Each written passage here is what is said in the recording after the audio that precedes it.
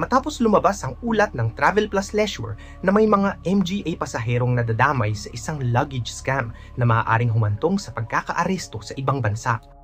Ayon sa ulat, may hindi bababa sa 17 na naitalang kaso sa nakalipas na taon kung saan ang mga inosenteng biyahero ay na-involved sa mga drug smuggling operation matapos umano silang maging biktima ng baggage tag switching scheme. Ang mas nakakabahala, ang ilan sa mga flight ay papunta sa mga bansang may napakahigpit na parusa laban sa iligal na droga, kabilang ang ilang lugar kung saan mabigat ang sentensya para sa drug trafficking.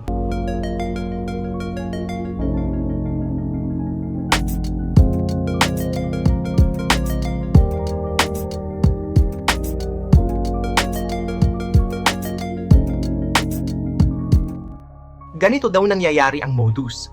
Pagkatapos mong i-check-in ang iyong luggage at gumaan sa security, may mga empleyado o kasabwat na nag-aalis ng baggage tag mula sa lehitimong maleta at inililipat ito sa ibang bag na may lamang kontrabando o droga. Kapag naharang ng mga otoridad ang naturang bag sa destinasyon, ang pangalan at flight information na unang lalabas ay sa inosenteng pasahero na nakalagay sa baggage tag. Sa ilang kaso, ang mga biktima ay na-detain, na-interrogate, nakaposas at pansamantalang nakulong habang isinasagawa ang investigasyon. Kalaunan ay napapatunayang wala silang kinalaman, ngunit hindi na naibabalik ang oras, stress at panganib na kanilang pinagdaanan. Ayon sa mga ulat, gumagamit din umano ang mga sindikato ng tracking devices sa mga bag na may lamang droga upang mamonitor kung nakarating ito sa destinasyon at makuha ng kanilang mga kasabwat.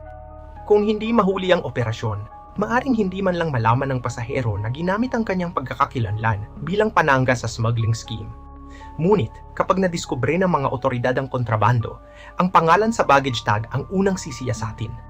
Dahil dito, nagsagawa na ng investigasyon ang mga otoridad sa Canada at may mga baggage handlers na naaresto kaugnay ng mga kaso ng baggage tag switching. Ipinapakita nito na hindi lamang ito chismis sa social media, kundi isang seryosong isyong pinag-aaralan ng mga law enforcement agencies. Ano ngayon ang maaaring gawin ng mga biyahero? Una, ugaliing kunan ng litrato o video ang iyong maleta bago at habang time-check-in ito.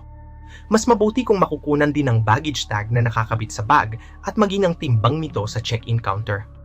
Kapag may nangyaring problema, mayroon kang ebidensyang maipapakita upang patunayan ang hitsura at kondisyon ng iyong aktual na luggage noong ito ay isinuko sa airline. Pangalawa, kung kaya ng budget, maglagay ng luggage tracker sa loob ng maleta. Makakatulong ito upang maipakita kung nasaan talaga ang iyong bag kung sakaling magkaroon ng kalituhan o investigasyon. Ang pinakamahalagang aral dito ay huwag isipin na tapos na ang iyong responsibilidad sa sandaling ma-check-in ang iyong bag. Sa panahon ngayon, hindi lamang nawawalang bagahe ang dapat bantayan, kundi pati ang posibilidad na magamit ang iyong pangalan sa mga illegal na operasyon nang hindi mo nalalaman.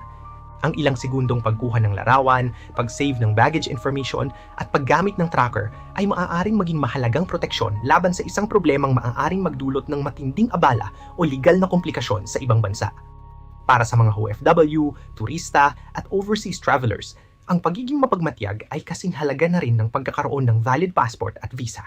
Mas maingat na paglalakbay, mas ligtas na pagdating sa destinasyon.